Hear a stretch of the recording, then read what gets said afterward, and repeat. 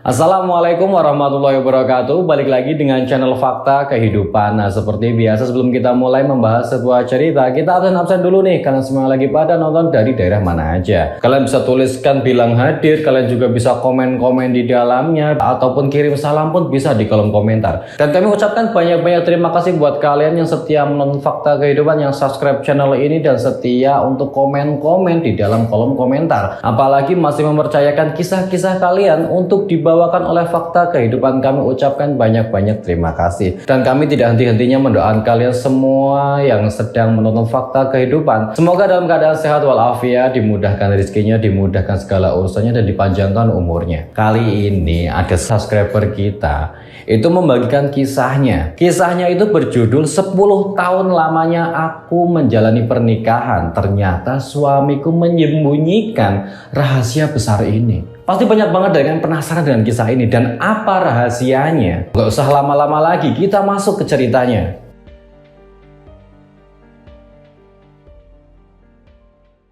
Dan seperti biasa, nama dan tempat kita samarkan untuk kepentingan bersama. Nah, terkadang komunikasi adalah kunci dari sebuah hubungan. Apalagi menjalani bahtera rumah tangga, pasti komunikasi, saling percaya dan saling terbuka itu penting. Nah, seperti kisah yang dialami seorang wanita, sebut saja namanya Nining. Wah, Nining itu menjalani rumah tangga bersama suaminya, sebut saja namanya Dimas. Itu penuh dengan kesederhanaan. Nining itu bekerja di sebuah perkebunan, sedangkan si Dimas suaminya itu kerja menjadi kuli bangunan ataupun kuli proyek. Mereka berdua itu sudah dikaruniai seorang anak. Anak mereka masih kecil-kecil, umur mereka tuh yang satu itu 7 tahun, yang satunya masih 3 tahun. Kehidupan yang serba pas-pasan, tapi tidak membuat kehidupan mereka itu tidak bahagia. Kehidupan Nining dan Dimas dan keluarganya itu ya cukup bahagia. Mereka tinggal di sebuah rumah yang cukup layak lah, sederhana, peninggalan dari orang tua Dimas. Nah, walaupun demikian, kehidupan yang bahagia pun terpancar dari kehidupan keluarga mereka. Seperti contoh, pada suatu hari saat makan malam, Dimas itu lebih dahulu pulang. Dimas menyiapkan makanan untuk anak-anak mereka dan juga istrinya yang sedang bekerja itu. Tidak lama kemudian istrinya pulang. Dan seperti biasa saat pulang berkebun, istrinya itu dengan penampilan yang lusuh, bagaimana tidak, bekerja seharian di ladang, dan sesekali dia tuh pulang untuk menengok anaknya di rumah. Sampainya di rumah, Dimas sudah menyiapkan makanan untuk dirinya karena Dimas itu pulang duluan daripada si Nining istrinya. Nining itu udah capek, lalu disambut sama suaminya. Saat di dapur, Nining mencium aroma masakan kangkung. Ternyata suaminya itu masak kangkung dan goreng tempe di sana. Walaupun makanannya sederhana, tapi dibuat oleh cinta oleh suaminya, itu akan terasa lebih spesial. Nah, begitu yang dirasakan oleh si Nining. Hingga akhirnya keluarga mereka pun makan bersama di malam itu. Walaupun makannya sederhana, tapi Nining merasakan penuh cinta bersama keluarganya. Keesokan harinya, pagi hari, saat Nining belum berangkat kerja dan Dimas pun masih di rumah, Nining itu belanja sayur-sayuran di warung. Saat itu Nining bersama beberapa ibu-ibu tetangganya. Tiba-tiba salah satu ibu-ibu di sana itu ya seakan-akan mengejek si Nining. Ning, dengar-dengar kamu dan suamimu bekerja ya? Pasti banyak banget dong tabungannya, kata si ibu-ibu itu tetangganya. Yang memang tetangga itu udah terkenal banget sangat julid, suka ngomongin tetangga-tetangga yang lain. Dan ibu-ibu di sana pun coba melirik ke arah ibu-ibu yang tadi ngomong, seakan-akan memberi tanda bahwasanya nggak usah buat perkara deh, nggak usah memulai permusuhan atau memulai masalah di antara Nining dan tetangga itu. Tapi tetangga itu terus mencerocos. Nah, Nining pun mencoba menanggapinya dengan sopan dan tetap tenang. Ya begitulah Bu, walaupun demikian tabungan kami belum seberapa kok, kata si Nining mencoba untuk membalasnya dengan sopan. Oh begitu. Ya kalau punya rezeki, punya tabungan, itu rumahnya juga dirombak dong, direnovasi. Masa peninggalan orang tuanya Dimas masih gitu-gitu aja? Kan kasihan juga buat anak-anaknya, pasti tinggal di sana nggak nyaman. Coba dong direnovasi, dibikin bagus biar keluarganya itu tinggal dengan nyaman. Jangan cuma bisa nempatin aja peninggalan orang tua, kata si tetangganya itu. Ibu-ibu yang di sana yang mendengarkan pun mencoba untuk menenangkan, karena di sana itu udaranya semakin panas. Sepertinya tuh keadaannya itu semakin genting dan semakin tegang. Nining pun mencoba untuk membalasnya lebih tenang lagi. Iya kok Bu, nanti nanti kalau ada rezeki juga saya akan renovasi rumahnya biar lebih bagus lagi dan lebih nyaman buat ditinggalin, kata si Nining. Oh kalau gitu bagus deh, jadi kamu sama Dimas tuh sadar diri bahwasannya peninggalan orang tua ya harus dijaga, harus direnovasi lebih bagus lagi, jangan cuma bisa nempatin doang, kata si ibu-ibu itu. Nah, si Nining yang udah nggak tahan lagi dengan omongan kasar dan seakan-akan menyakitkan hati si Nining, Nining pun segera menyelesaikan belanjaannya itu. Dia segera membayar dan langsung pergi pulang ke rumah. Sesampainya di rumah, si Dimas itu udah selesai mandi. Dimas melihat istrinya sedang masak sambil cemberut. Sepertinya memang ada masalah. Ditanyalah sama si Dimas, suaminya itu, kenapa Ning? Kok mukanya ditekuk-tekuk kayak gitu? Ada apa? Kata si Dimas, suami si Nining. Nining pun ngomong, nggak apa-apa kok mas. Tadi cuman ketemu sama si ibu-ibu itu, tetangga kita yang suka julid banget sama kita. Loh, emangnya ngomong apa dia? Dimas tuh bingung. Nggak tahu kronologinya kenapa muka istrinya ini kok ditekuk-tekuk cemberut kayak gitu pagi-pagi. Padahal biasanya si Nining itu tebar senyuman, memberikan semangat untuk keluarganya, baik buat Dimas suaminya maupun anak-anaknya. Ya itu mas, coba bayangin aja deh, aku lagi belanja enak-enak sama ibu-ibu yang lain, tiba-tiba datang tuh ibu-ibu tetangga kita ngomongin bahwasanya kita tuh cuma bisa nempatin rumah orang tua kamu aja, rumah kita tuh bobrok mau rubuh, nggak direnovasi. Katanya kita tuh kalau punya tabungan ya direnovasi, jangan cuma bisa nempatin aja. Kata dia ngomong kayak gitu. Siapa yang gak sakit hati coba mas mendengarkan omongan ibu-ibu itu? Kata si Nining menjelaskan kronologi kenapa dia jengkel dan cemberut pagi itu. Ya udah, biarin aja. Tetangga memang cuma bisanya kayak gitu, cuma bisa menilai. Kita bisa kok nanti kita nabung pelan-pelan, kita cari uang, terus kita tabung buat renovasi rumah kita. Lagian menurut aku rumah ini nggak terlalu jelek kok. Masih nyaman lah buat kita tinggali, dan juga kalau dilihat mau rubuh juga nggak mau rubuh juga kok, masih kuat dan masih kokoh bangunannya. Cuman ya memang ada sedikit rusakan di sana sini dan catnya juga sudah sedikit agak luntur. Ya kalau memang mau direnovasi ya juga nggak apa-apa ya, kita nanti nabung pelan-pelan. Kata si Dimas mencoba untuk menyemangati istrinya dan jangan cemberut lagi. Karena si Dimas itu tidak tahan melihat istrinya itu cemberut karena orang lain, apalagi disakiti hatinya. Si Nining yang mendengarkan semangat, kata-kata semangat dari suaminya itu pun ya berkomitmen. Kita bisa kok, kita bisa nabung, kita bisa cari uang buat renovasi rumah kita, kata si Nining. Nah setelah kejadian itu, Nining tuh semangat. Nining tuh melihat beberapa gambar-gambar rumah modern, rumah bagus di majalah-majalah. Dan Nining pun memotong-motong gambar yang ada di majalah itu dan menempel-nempelkannya. Dia tuh beranggapan bahwasanya besok nanti kalau renovasi rumah kita modelnya kayak gini, kayak gini, kayak gini. Nining tuh beranggapan seperti itu. Dan Dimas yang melihat semangat dari istrinya itu pun, dia tuh berpikir positif. Gak apa-apa deh, yang penting istriku bahagia. Ya siapa tahu ada rezeki nanti kita bisa bikin rumah yang lebih bagus lagi dan bisa renovasi seperti pada gambar. Itu yang dipikirkan oleh Dimas. Dimas pun terus bekerja keras, dan begitu pula dengan si Nining. Nining pun kerap bekerja keras. Dia fokus untuk mencari uang untuk tabungannya. Tidak cuman itu, Nining itu ya manajemen keuangan pengeluaran keluarganya. Ia hitung benar-benar dengan teliti. Pengeluaran untuk anaknya, pengeluaran untuk makan, pengeluaran untuk bayar ini, bayar itu, untuk beli ini, buat beli itu. Pokoknya ditulis semua apa yang dikeluarkan oleh si Nining untuk kehidupan sehari-harinya. Tapi tidak lupa pula dia menabung. Hari berganti hari, bulan berganti bulan, hingga akhirnya bertahun-tahun Nining mencoba untuk menabung dengan suaminya si Dimas. Tapi Nining merasa kebutuhan anaknya semakin hari semakin besar. Umur anak-anak Nining itu makin hari, makin bulan, makin tahun itu bertambah. Kebutuhannya juga bertambah. Tadi yang tidak sekolah jadi sekolah, tadi yang tidak membutuhkan biaya untuk jajan makin jajan. Begitu juga kebutuhan si Nining, bayar ini, bayar itu, kebutuhannya makin membengkak. Sedangkan keuangan, sumber keuangannya Nining itu tetap saja. Gaji Nining, gajinya suaminya itu setara seperti-seperti aja. Nggak ada kenaikan, tapi pengeluaran terus membengkak. Dan tabungan Nining makin hari itu dipakai dan makin menipis. Nining mulai sedih di situ. Bagaimana bisa keuangan seperti ini itu bisa bikin rumah, tabungan kita aja makin dikit.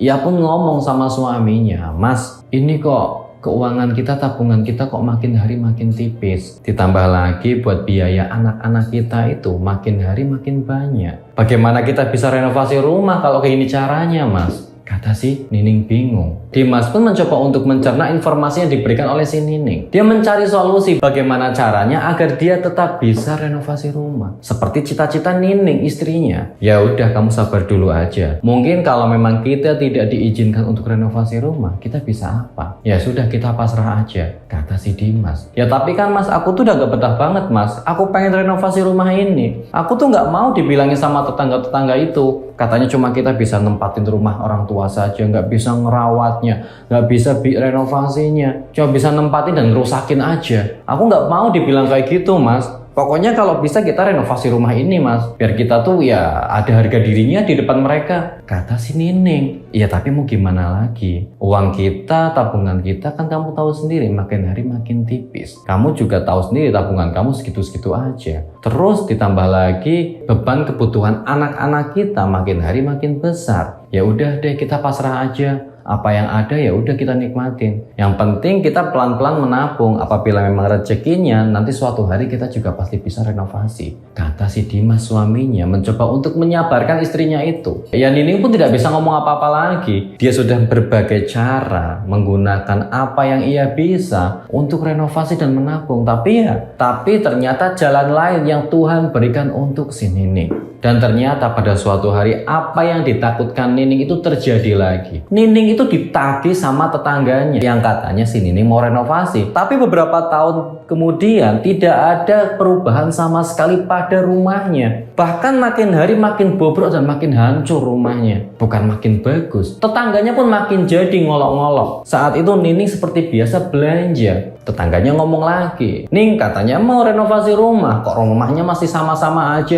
nggak ada perubahan sama sekali, masih jelek, masih kayak gitu. Nanti kalau rubuh gimana? Rubuhin anak-anak kamu juga, kata si tetangga itu.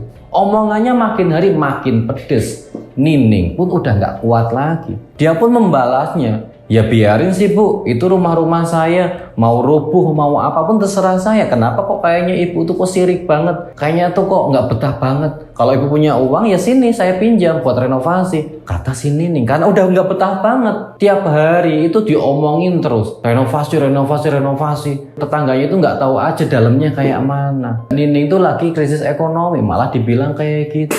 Siapa yang nggak jengkel, siapa yang nggak mangkal? Tetangganya pun balas ngomong, loh rumah-rumah kamu, kenapa saya yang harus repot? Saya kan cuma memberikan saran, itu rumah mau rubuh, itu rumah udah jelek. Kalau punya uang, kamu kan kerja, suami kamu kan kerja. Ya tabunglah beberapa uang buat renovasi rumah biar kelihatan nyaman. Aku aja yang tetangganya aja sepet banget lihat rumah kamu. Itu kan rumah keluarganya si Dimas, orang tuanya si Dimas, peninggalan mereka. Kamu dan suamimu kok cuma bisa ngerusakin doang dan cuma bisa make, nggak bisa renovasi dan ngerawatnya, kata si tetangga itu. Omongannya makin hari makin pedes, nggak bisa ditahan lagi sama si Nining. Nining pun cuma bisa diem aja karena dia tuh jengkel. Dia tuh takut makin rusuh. Hingga akhirnya Nining pun pulang. Sesampainya di rumah, Nining pun kesal, mukanya merah. Anak-anaknya yang melihat ibunya dengan keadaan yang sedang tidak baik-baik saja, mereka pun mundur, nggak mau kena imbasnya oleh kemarahan ibunya itu. Ibunya duduk, tiba-tiba saat duduk di kamar, handphone suaminya tuh berbunyi, ada pesan masuk, notif pesan dari seorang yang tidak dia kenal. Nining pun membukanya. Tiba-tiba foto profilnya itu adalah seorang wanita cantik. Siapa? Nining pun bingung, sejak kapan suaminya itu kenal dengan seorang wanita cantik. Dan isi pesannya lagi bikin jengkel lagi, bikin shock si Nining. Isi pesannya itu adalah, Mas Dimas hari ini jadikan buat ketemuan, kata si wanita itu. Wanita mana yang gak jengkel melihat isi pesannya itu? Seorang wanita cantik ngirim pesan ke suaminya. Langsung naik pitam si Nining, udah berprasangka buruk kemana-mana. Saat si Dimas datang selesai mandi, ia pun langsung memarahi suaminya itu. Apa-apaan ini Mas? Apa maksudnya ini? Siapa wanita itu? Kata si Nining sambil marah. Ada apa Ning? Aku gak paham apa yang kamu omongkan, kata si Dimas bingung. Tiba-tiba dia selesai mandi, malah istrinya tuh marah-marah. Ya dia bingung ada ada apa ini? Siapa wanita itu yang katanya ada janji mau bertemu dengan kamu hari ini, Mas? Bukankah hari ini seperti biasa kamu kerja? Kenapa kamu hari ini ada janji dengan wanita lain? Dan siapa wanita itu? Pantas saja akhir-akhir ini kamu tuh sering banget pulang telat. Kamu nggak pernah masakin buat aku dan anak-anak. Selalu aku yang masak. Dan akhir-akhir ini kamu banyak sekali perubahan, Mas. Ada apa, Mas? Kamu selingkuh di luar sana, Mas? Kata si Nining menuduh suaminya selingkuh. Dikarenakan akhir-akhir ini si Dimas itu jarang banget pulang tepat waktu. Dia sering telat pulang. Katanya lembur dan sebagainya. Dulu yang dia suka masakin buat anak-anak, buat keluarganya, buat istrinya, sekarang jarang banget masak buat istri dan anak-anaknya. Perhatiannya itu berkurang. Dan Nining menyimpulkan bahwasanya Dimas berselingkuh dengan wanita yang tadi chatting dia. Tenang Ning, tenang. Aku bisa jelaskan semua ini. Kamu gak usah marah-marah. Kurang jelas apa lagi, Mas? Itu udah jelas. Wanita itu ada janji dengan kamu, Mas. Siapa wanita itu? Aku bisa jelaskan, Ning. Aku bisa jelaskan. Aku akan menemukan kamu dengan wanita itu hari ini kalau kamu mau. Kata si Dimas. Ya Nining yang merasa tertantang oleh omongan suaminya itu. Karena Nining yakin suaminya itu selingkuh. Oke? Gak apa-apa, aku mau bertemu dengan wanita itu. Tapi awas saja, Mas, apabila memang benar itu selingkuhan kamu, aku tidak segan-segan untuk mengajukan cerai. Kata si Nining. Nining tidak segan-segan untuk bercerai dengan Dimas apabila Dimas terbukti selingkuh. Dimas pun cuma bisa pasrah. Ya udah deh, mau gimana lagi. Tidak lama kemudian Nining pun dibawa bersama anak-anaknya menemui wanita itu. Nining dibawa ke sebuah perumahan. Nining pun beranggapan bahwasanya ternyata ini tempat tinggalnya selingkuhannya Mas Dimas. Ternyata seorang wanita yang ia selingkuhi. Pantas saja Mas Dimas lebih suka dengan wanita itu dibanding dirinya. Udah jelek, miskin, siapa yang mau dengan si Nining? Tak lama kemudian Nining dan Dimas sampai di rumah mewah, rumah bagus di sebuah perumahan. Ini rumahnya si wanita itu. Dan wanita itu pun keluar dari rumah itu menyambut si Dimas dengan sapaan yang sopan. Mas Dimas, silahkan masuk, kata si wanita itu. Nining yang mukanya cemberut gak enak banget itu kelihatan banget. Ia pun ikut masuk bersama si Dimas. Ayo Ning, kita masuk, kata si Dimas. Nining dan Dimas pun dibawa masuk ke sebuah rumah. Di sana wanita itu menjelaskan bahwasanya ternyata wanita itu adalah sales perumahan. Dan ternyata pula tidak disangka Dimas membelikan sebuah rumah di perumahan untuk Nining dan keluarganya. Wanita itu menjelaskan bahwasanya ini rumah Mas Dimas yang sudah dipesan. Ini rumah dengan dekorasi dan tata ruang yang sesuai yang diminta oleh Mas Dimas, kata wanita itu. Si Nining pun shock. Ternyata suaminya selama ini tabungannya itu untuk beli rumah untuk keluarganya. Dan rumah itu tidak disangka dengan atas nama Nining, nama istrinya. Dimas pun menjelaskan kepada Nining bahwasanya sebelum menikah, si Dimas itu punya tabungan yang cukup banyak. Dia ingin memberikan itu kepada Nining, tapi Nining selalu membicarakan tentang ingin membeli sebuah rumah karena dia dulu tidak betah tinggal bersama mertuanya. Hingga akhirnya mertuanya tidak ada, meninggal,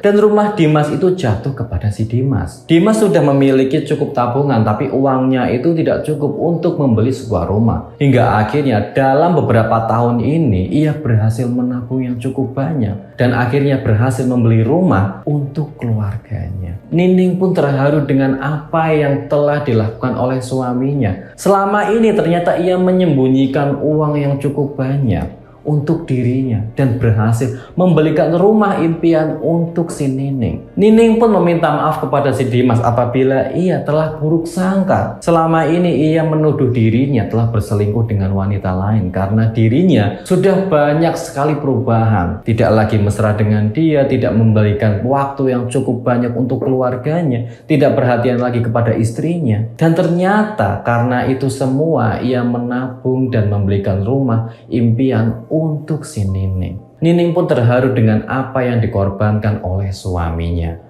Nah, begitulah kisah dari salah satu subscriber kita yang membagikan kisahnya. Ternyata dalam sebuah rumah tangga kita harus selalu berpikir positif, saling percaya dan berkomunikasi. Pentingnya menjaga komunikasi agar tidak salah paham satu sama lain. Kadang kita harus berpositif thinking tentang apa yang dilakukan oleh pasangan kita. Kita harus menunggu kejelasan, menunggu penjelasan terlebih dahulu sebelum menyimpulkan sebuah masalah. Karena apa? Kita akan yang rugi sendiri di kemudian hari hari apabila kita terlalu terburu-buru mengambil sebuah keputusan. Nah, semoga dalam kisah ini kita dapat mengambil hikmah, nilai-nilai penting yang bisa dijadikan contoh kepada kehidupan kita sehari-hari. Dan bagi kalian semua yang pengen komen-komen, memberikan kritik dan saran yang membangun untuk fakta kehidupan, kalian bisa tuliskan di kolom komentar. Dan bagi kalian pula yang punya kisah-kisah unik, cerita-cerita menarik yang ingin dibawakan oleh fakta kehidupan, kalian bisa saja kirimkan ataupun tuliskan lewat WA ataupun Instagram di bawah ini. Tetap dukung channel kami dengan cara like, komen, dan subscribe, dan tunggu video-video berikutnya. Sekian dari saya, semoga bermanfaat. Wassalamualaikum warahmatullahi wabarakatuh.